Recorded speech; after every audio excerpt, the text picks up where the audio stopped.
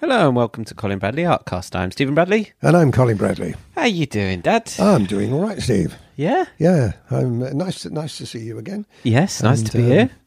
And to have a lovely day again. We always talk about the weather, but we're looking out now at blue sky with fluffy clouds. Beautiful May day.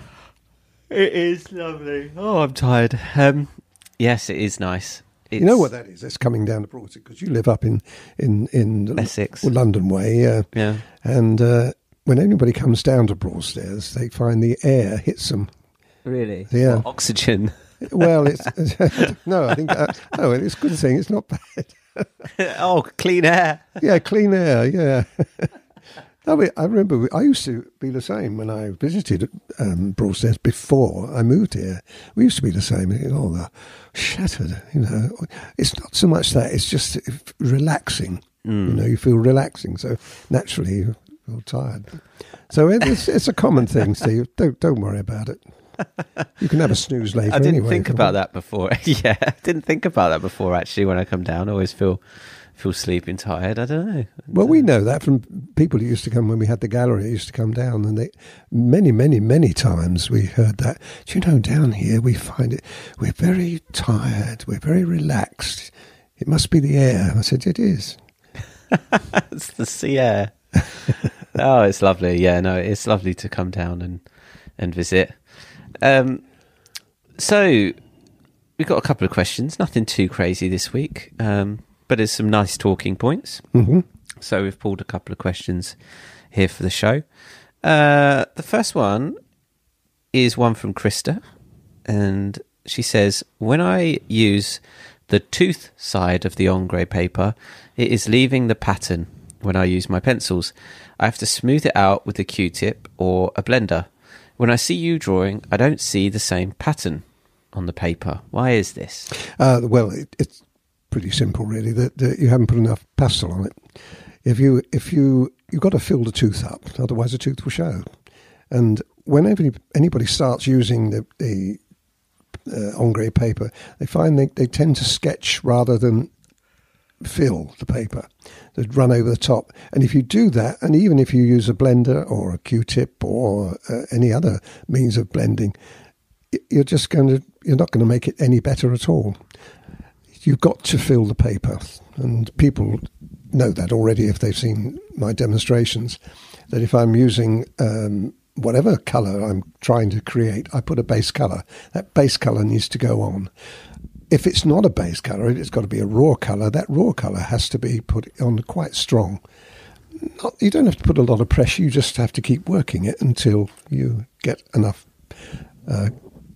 pastel on there. Once that pastel's on there, you then can manoeuvre it, and then you can use your blender and all the other tools you have to smooth it out. That's the reason. There's a difference with filling the paper and pushing the pastel. Oh, no, you should never pressure. Yeah, it's no forcing. No, I would say, Steve, rather than just sort of say, I want a heavy coat of paper and press hard, and you've done it with a couple of strokes, do it with a half a dozen strokes or even more than that. Just keep doing it until you fill the paper up. Light pressure, not strong. Yes. Yes. So that's it. And the other thing you could do is you could use the other side of the paper. I don't like that personally, but that hasn't got so much of a tooth. So that is a possible answer, or an option, should I say. Yeah. Okay, good. Well, I hope that helps, Krista. The next one is from Jill Cook, and this came on YouTube, one of your videos. Mm-hmm. She says, I'm learning so much from you, Colin, but when do we call ourselves an artist? I've been asked if I'm an artist, and I don't know what to say. Right. That's a good one. That's a good question. Generally speaking, if you want to call yourself a professional artist, there's a big difference between a professional artist and an artist. Anybody who draws anything is an artist.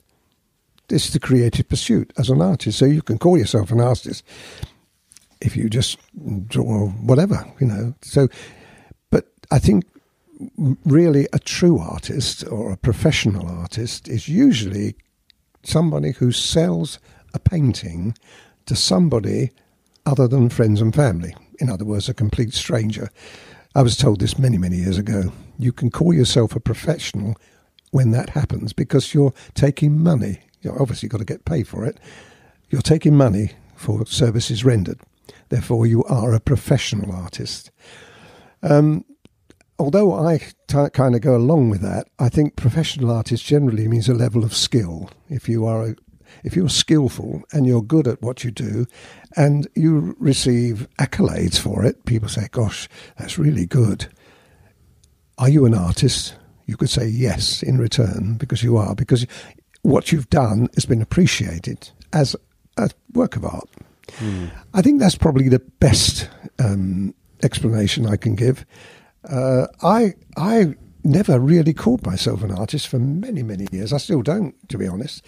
As far as I'm concerned, I'm a tutor. I'm an art tutor. And I'm a professional art tutor because I receive payment for what I do. All my demonstrations, all my workshops. In fact, I think one time I did have a card printed. It had artist stroke tutor. Really?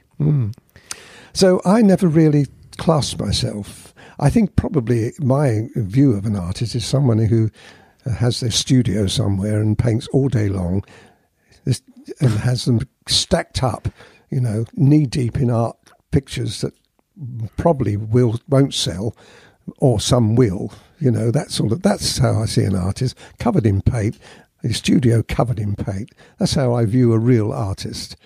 Someone like me who doesn't have that at all, could I really call myself an artist? I suppose in your early days you could have done, because you were painting and selling. Yes, and that's you were true. doing prints, and you had the gallery, and people would come in, and you were, and then over the years your career changed into more of Absolutely. the teaching side. That's right. Well, I didn't teach, as you know, from the beginning. It was. You're quite right. I probably did then think of myself more as an artist then, but I think now I feel that I'm more an artist tutor or a tutor, an art tutor. Do you think the artist name is associated more with someone who paints or someone who draws? No, I don't think it matters. No, because you get. I suppose you could say people that do pen and ink or cartoons, are they artists? They are, of course they are, because they are creating an art form. You have a musician is an artist, isn't he? Yes. And you have a sculpture is an artist. It's anybody who really has an art pursuit that is admired by many or admired by few, but it doesn't matter. They're still really classed as an artist. And I think it's a nice word to associate with, but you've got to be reasonable and you've got to be a bit humble about it. A lot of people say, I'm an artist, when really you look at their work and think, I don't know. We used to have a show at the Art Materials Show in London. It was a big show, and many years I went there, and there were a couple of professional, in brackets, artists there, and their work really, really did not stand up to scrutiny. They were quite full of themselves, thinking that they were. And I always thought that somebody like that who thinks they're good probably isn't. Because no one in their right mind really would look at something they've done and be satisfied with it. I'm not. Even the things I've done recently, I'm very pleased with them, but I'm not satisfied with them. I could do better, and the reason that keeps me grounded. Yeah, that's the word, grounded. Now, someone who walks around with their nose in the air and thinks, yes, I'm an artist, yes. Oh, yes, folks, yes, I'm an artist. In fact, there was one particular person who had a on the side of his car. He had a car. An international wildlife artist. No way. Now, and, well, I'm sorry. I mean, that's ego. What can I say? It is, completely. but an ego stops you from being any better. Because how can you be better if you're perfect already? You see what I mean? That's a very powerful quote. That's not the way to go down. An artist should be someone always searching, always looking for improvement. That's great. Great quote. Ah, it is, isn't it? That's a really good quote. I didn't know I had it in me, Steve. Oh, wow. Yeah, that's interesting. I was going to say something tagged onto what you were talking about. I thought of it a while ago. Yeah. Well, I'll keep talking while you think about it. Oh, I don't know. I don't know what it was, but oh yes, no, I do now. So it's always when you forget that you think, oh, okay, I won't forget, and then it comes back to you. What was it again? No. Well, it's like, that is like the pencils. How many times you edit my videos? Sorry, it's the cable's not very good. It keeps cutting out. Yeah, say that again. I'm doing an artwork, and I say, I'll just use my 131 pink. My 131. Where's my 1 pink? Oh, sorry, folks, I've lost it. Oh no, here it is. When you submit to it, yeah. As soon as you it. say, I can't find it. Oh, there it is. Yeah. So it's the same thing, isn't it? What was I going to say? I don't know. No, joking. I know. No, but if someone says they're an artist or I'm a writer, it suggests that is their career. So then with a career, there's money exchanged. That's right. So I can see why you would go down that lines, because it often in society, I'm a refers to my sole pursuit. I'm a writer. That's my main focus. Whereas someone can be, like I'm an actor, but I'm not solely an actor. So it's like, it's just a suggestion of words, isn't it? The thing you could look at it like this. What you are, Steve, is somebody who acts. Yes. And someone who paints, someone who draws. Someone who draws, rather than I'm an artist, because it's a big umbrella, isn't it? An artist could be anybody and anything. So I think you're probably right. I think it's the ego thing again. I'm an actor. Yeah, I've never liked saying no, that. I know you haven't, and same as me. I've never liked saying I'm an artist. I'm a tutor. I'm an art tutor. I'm proud of that because I'm successful in what I do. But to call myself an artist, could I justify that, really? Well, I'd rather other people say you're an artist rather than me say it. Yeah, absolutely. Well, I know where I got that from then. You did, yeah. No ego. Chip of the old block. Yeah. So let's talk about the new picture that we've just put up, the Ballet Dancers. Oh, yes. I put a clip on YouTube as well, if anyone's seen it, of the end, towards the end of when you're blending to show that wonderful spotlight effect of the shadows on the floor. Yes. You did it. What made you do another ballet one? Because you did a ballerina years ago. Well, I've had requests for it in the past. Oh, when you do another ballet scene? And I think that there's a lot of beauty. I'm not a great lover of ballet myself. I don't watch it, but there's a lot of beauty there. And I thought, gosh, it would be nice to do one. But I didn't want to do one. I wanted to do two. But I searched and searched the internet for pictures. And in the end, I found a couple, but I had to change all their dresses and their costumes. I couldn't find one that all matched up. So the lady wasn't wearing that costume at all. No, really? No. You made that one up. I made that one up. I mean, he wasn't either. So you dressed But I also them. wanted colour as well. I wanted colour. Yeah. The idea was, again, to do an attractive picture. And it just came to me. I'm always searching for new ideas, and that seemed to be a good one for me. So did you pick the yellows and the purples and things? Yes, I found something similar because I can find other references. and then you put it all together.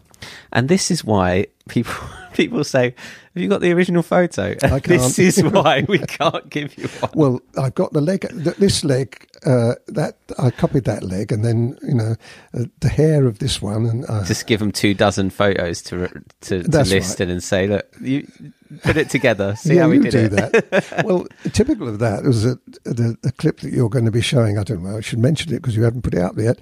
But I uploaded it to be going up probably about 6 months' time. I won't say too much about it. No, you can talk about it. I'll talk about it. Well, but I'm showing what I'm doing is I'm showing a landscape and how to produce, how I produced a landscape. And I had a picture with no people in it at all. Then I had a picture with people in it. And I think, well, I'll use him and him, but I won't use him. And then I had a picture of two lots of sheep, didn't I? Mm. And I'm using I won't use them all, but I'll use this, that, and I put it all together in a very attractive picture, which people will see at the end. And it's coming up, folks. But that's to give people an idea. And that's 4 references I used for that. Plus, of course, I also said that, those trees, I'm going to change all them, and I'm going to move that post. It's great. I love doing that. And that is quite good for people to watch because they get to see the thought process, and then that's right. And they can do it themselves. Themselves with their own work, can't Absolutely, they? Yeah. I mean, we have that with a lot of the animal pictures. Especially the ones that come in for feedback, when they say, "Would you have done it like this?